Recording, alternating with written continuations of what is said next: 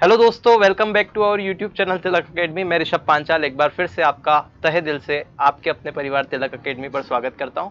आज का जो पर्टिकुलर वीडियो है इसमें हम लोग बात करने वाले हैं ध्वनि की, यानी कि साउंड हम पढ़ने वाले हैं। एक एक चीज साउंड के बारे में हम पढ़ेंगे। जितने भी इंपॉर्टेंट क्वेश्चन यहाँ से बनते हैं, बहुत सारे क्वेश्चन एग्जाम में पूछे जाते हैं, फिजिक्स का सबसे इंपॉर्टेंट टॉपिक माना जाता है, तो सब कुछ मैं कवर करवा दूंगा। आपको सिर्फ अंत तक बिना स्किप किए वीडियो को देखना है, ठीक है। अगर आप चैनल पर नए हैं तो फटाफट से सब्सक्राइब कर लीजिए। इस बेल आइकन को दबा करके ऑल पे क्लिक करना ना भूलें, ताकि आपको लेटेस्ट वीडियो के नोटिफिकेशन समय से मिलते रहे। चलिए स्टार्ट करते हैं। ध्वनि को पढ़ने से पहले हम लोगों को सबसे पहले बात करनी पड़ेगी तरंग की। तरंग यानी कि वेव क्या होती है, ठीक है।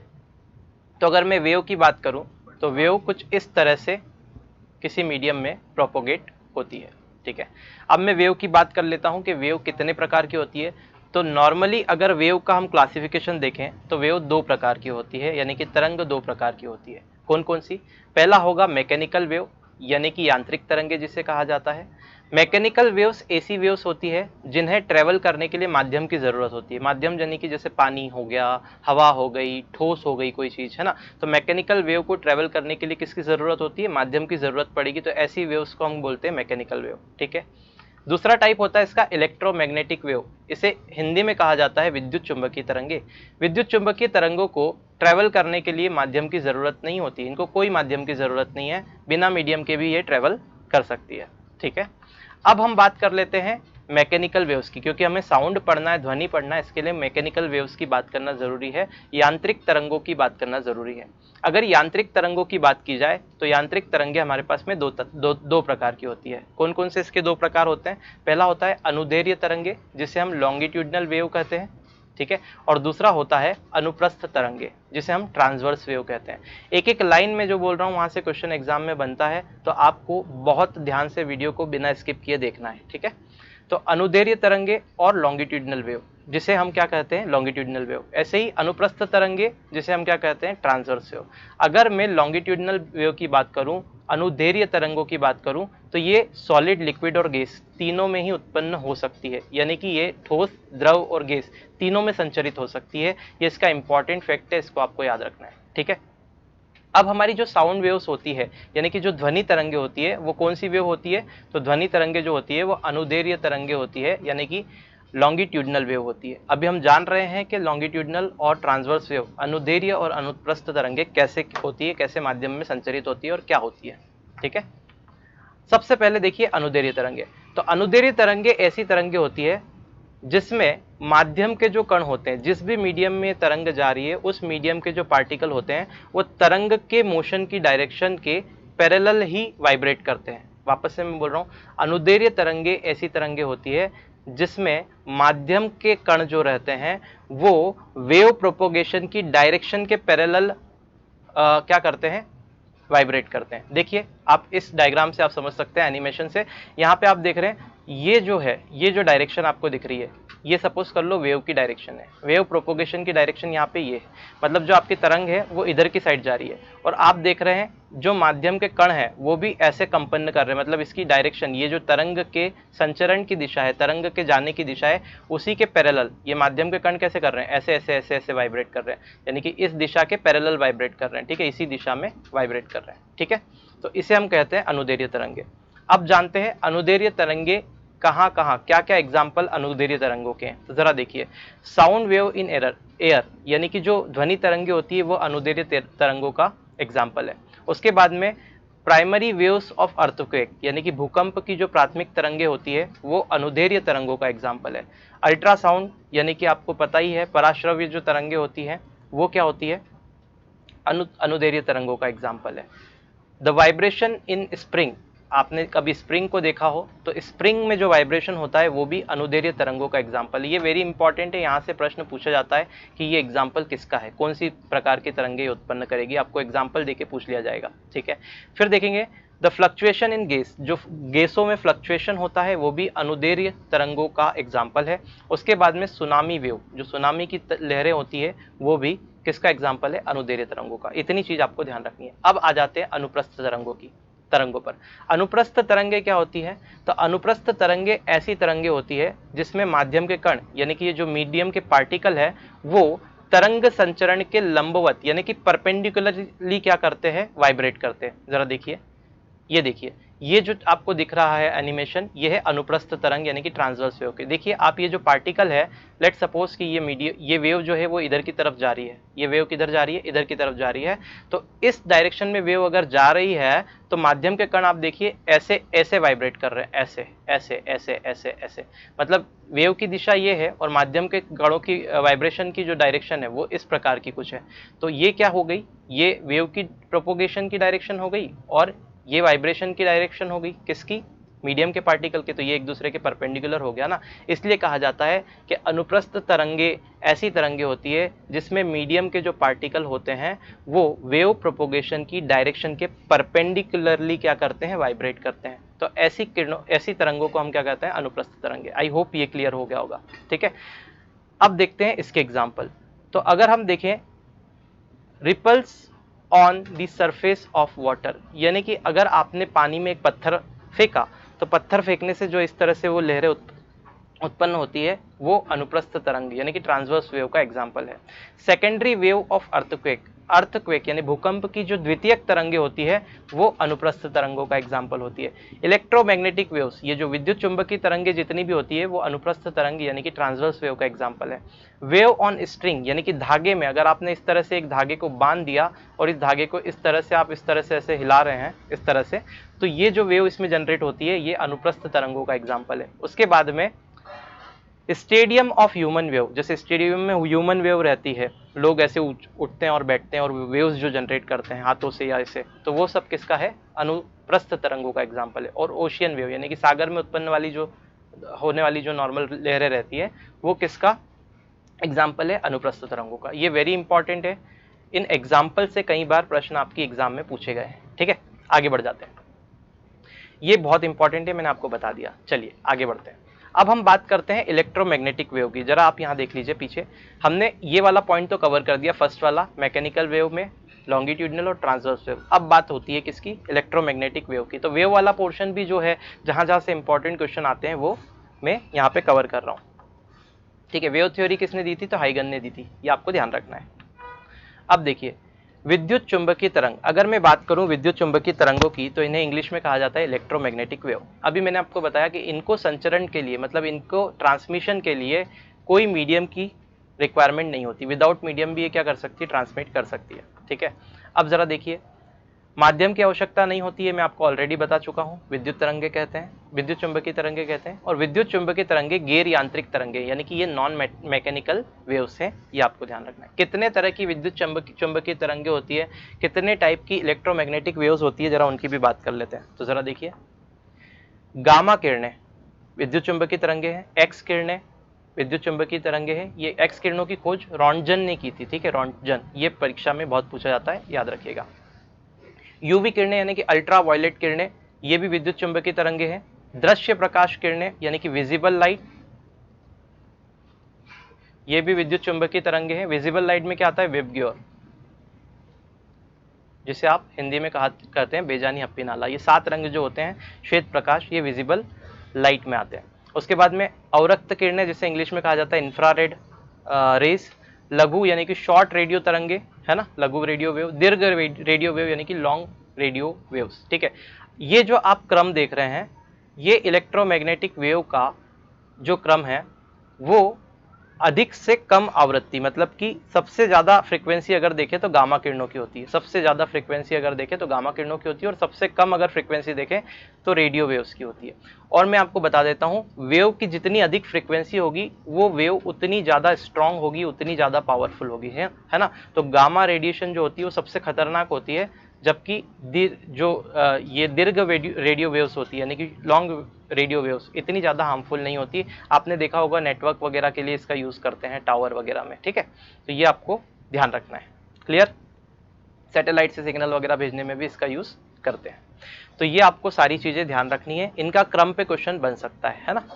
चलिए आगे देखते हैं।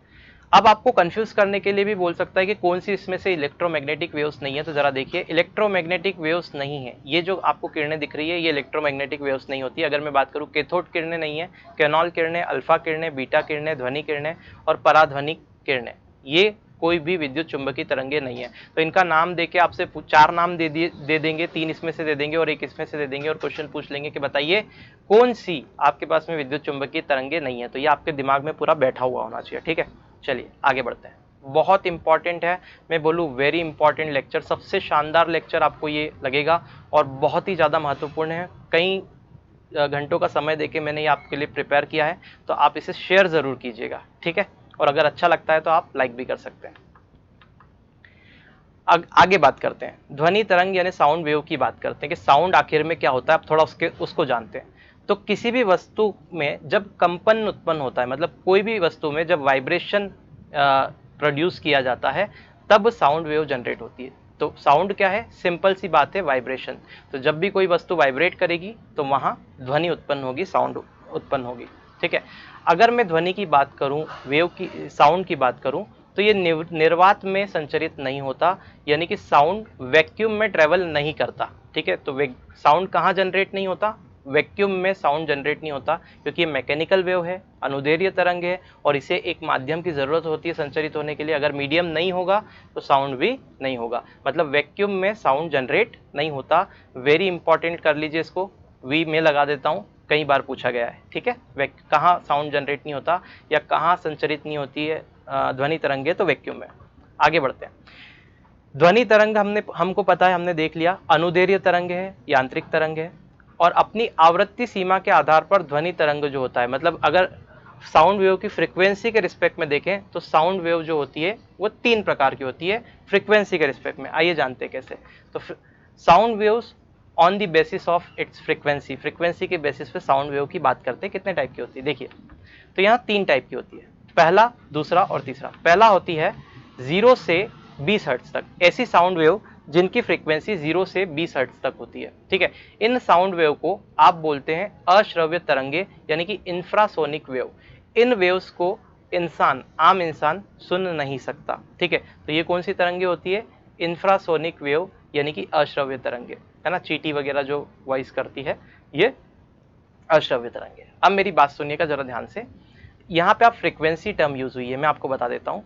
अगर मैं एक यहाँ साउंड वेव बना लेता हूँ, आप समझ लीजिए, 3-4 चीज़ें हैं, सब कुछ समझा देता हूँ। ये साउंड वेव मैंने एक बनाई, तो ये साउंड वेव आप देख रहे हैं, यहाँ से इसने शुरू किया और यहाँ पे जाके एक साइकिल इसका कंप्लीट हो गया। ये क्या हुआ, इसका एक साइकिल कंप्लीट हुआ। तो एक सेकेंड में साउंड वेव जितने साइकिल कंप्लीट करती है, यहाँ पे लिख देता हूँ नंबर ऑफ साइकिल। तो साउंड वेव एक सेकेंड में जितने नंबर ऑफ साइकिल कंप्लीट करती है, उसे उसकी क्या कहा जाता है, फ्रीक्वेंसी कहा जाता है। I hope that is clear, समझ में आ गया। एक सेकेंड में साउंड वेव जितने ये कंप्लीट साइकिल करेगी, जितने मैक्सिमम नंबर ऑफ साइकिल करेगी, उसे उसकी फ्रीक्वेंसी कहा जाएगा। अगर ज़्यादा साइकिल कंप्लीट करती है, फ्रीक्वेंसी ज़्यादा, कम साइकिल कंप्लीट करती है, फ्रीक्वेंसी कम, दैट्स इट, ठीक है। दूसरी बात, अगर आप देख रहे हैं साउंड वेव, तो यहाँ पे ये जो मैक्सिमम इसका डिस्प्लेसमेंट होता है, या फिर मैं बोलूँ मैक्सिमम डिस्टर्बेंस जो होता है किसी भी वेव का, इसे कहा जाता है एम्पलीट्यूड। क्या कहा जाता है, ये जो आप देख रहे हैं मैक्सिमम डिस्प्लेसमेंट या मैक्सिमम डेविएशन जो साउंड वेव का, कोई भी वेव का हो रहा है, इसे क्या कहा जाएगा, एम्पलीट्यूड। इसे एम्पलीट्यूड कहा जाता है। एम्पलीट्यूड को हिंदी में क्या कहेंगे, फ्रीक्वेंसी को तो आवृत्ति कहते हैं, और एम्पलीट्यूड को मुझे वर्ड याद नहीं आ रहा है, आप देख लीजिएगा, कमेंट करके भी बता दीजिएगा, ठीक है। मुझे हिंदी वर्ड इसका याद नहीं आ रहा है, तो एम्पलीट्यूड आप याद रखिए। अब 2 चीज़ें होती है, अभी मैं आगे जाके बताऊंगा, ये वर्ड आपको याद रखना है, ठीक है।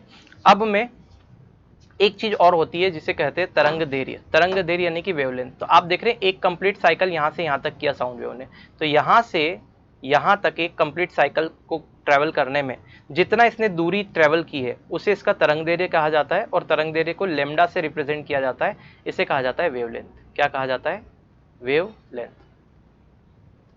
तरंग दैर्ध्य, और इसे नापा जाता है एमस्ट्रॉम के अंदर। तो जितनी भी चीज़ें बताइए बहुत इंपॉर्टेंट है। चलिए अब वापस आ जाते हैं अपने टॉपिक पे कि sound wave on the basis of frequency, frequency के बेस पे साउंड वेव कितने टाइप की होती है, 3 टाइप की। पहली साउंड वेव तो वो जिसका अगर देखें तो आवृत्ति 0 से 20 हर्ट्ज होती है। 0 से 20 हर्ट्ज अगर साउंड वेव की आवृत्ति है तो उसे कहा जाएगा इंफ्रासोनिक वेव, यानी कि अश्रव्य तरंगे, ठीक है। I hope that is clear. ऐसी साउंड वेव जिनकी फ्रीक्वेंसी 20 से 20,000 हर्ट्ज के बीच में रहती है, इसे हम कहते हैं ऑडिबल वेव्स यानी कि श्रव्य तरंगे। इनको मानव सुन नहीं सकता, लेकिन इनको हम लोग सुन सकते हैं। मतलब 20 हर्ट्ज से 20,000 हर्ट्ज तक की ही आवृत्ति फ्रीक्वेंसी को हम सुन सकते हैं, अदरवाइज इससे ऊपर और इससे नीचे हम सुन नहीं सकते। थर्ड होता है 20,000 प्लस। तो ऐसी साउंड वेव जिनकी फ्रीक्वेंसी जो रहती है 20,000 प्लस रहती है, उन्हें हम अल्ट्रासोनिक वेव्स कहते हैं, यानी कि पराश्रव्य तरंगे कहते हैं। क्लियर है? तो पराश्रव्य तरंगों का बहुत महत्वपूर्ण उपयोग है। इसके उपयोग यानी कि यूजेस पे परीक्षा में प्रश्न पूछे जाते हैं। अब देख लेते हैं इसके यूज क्या है। ठीक है, अच्छा एक चीज मैं आपको यहाँ बता रहा था कि ये जो एम्पलीट्यूड है इसे हिंदी में आयाम कहा जाता है। ठीक है, मुझे याद आ गया है, तो ये आयाम आप लिख लीजिएगा। ठीक है, अगला देखते हैं। अल्ट्रासोनिक वेव की मैं बात कर रहा था कि अल्ट्रासोनिक वेव यानी कि पराश्रव्य तरंगे के उपयोग हैं जिन पे प्रश्न बन जाता है ना। बहुत सारा प्रश्न एग्जाम में बनते हैं, बहुत सारे, तो आप देख लीजिए। पहला, सिग्नल को भेजने के लिए, तो अल्ट्रासोनिक वेव का क्या उपयोग है? सिग्नल को भेजने के लिए इसका उपयोग किया जाता है।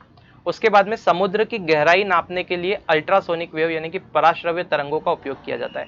समुद्र की गहराई को नापने के लिए जो युक्ति यूज की जाती है जिससे अल्ट्रासोनिक वेव्स आप ट्रांसमिट करते हैं, उसे कहा जाता है फेदोमीटर। क्या कहा जाता है? फेदोमीटर। ये बहुत इंपॉर्टेंट है, वापस से लिख देता हूं मैं, फेदोमीटर।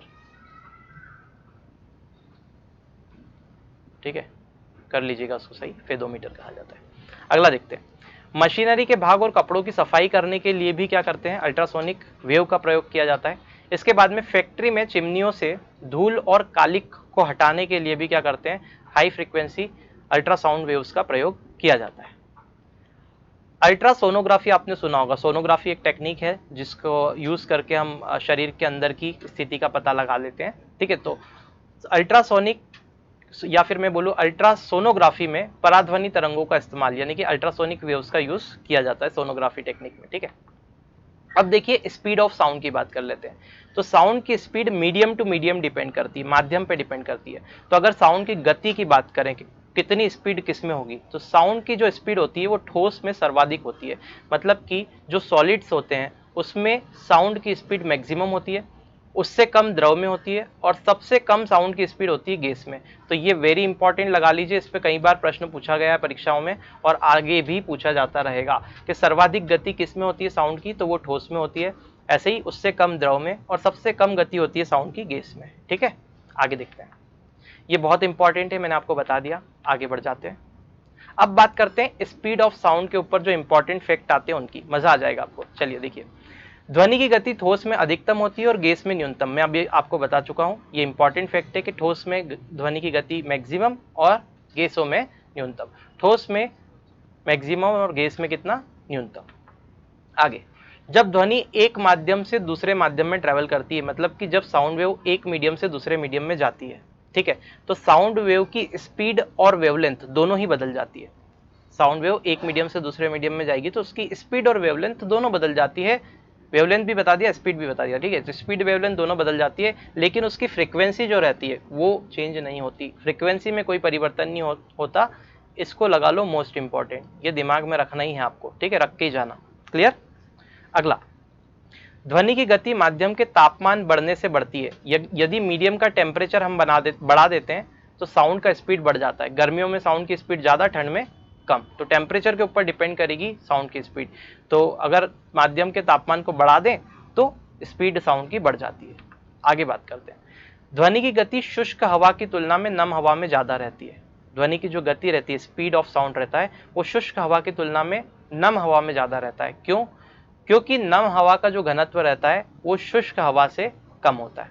ठीक है, तो जो मॉइस्ट एयर रहती है उसकी डेंसिटी ड्राई एयर से कम रहती है ना। इसलिए साउंड की अगर मैं बात करूं स्पीड की, तो शुष्क हवा की तुलना में नम हवा में उसकी स्पीड ज्यादा रहती है। इतनी बात आपको ध्यान रखनी है। आगे बढ़ जाते हैं। अब हम बात करते हैं इफेक्ट ऑफ साउंड, ध्वनि पर प्रभाव की बात करते हैं कि ध्वनि पे किस किस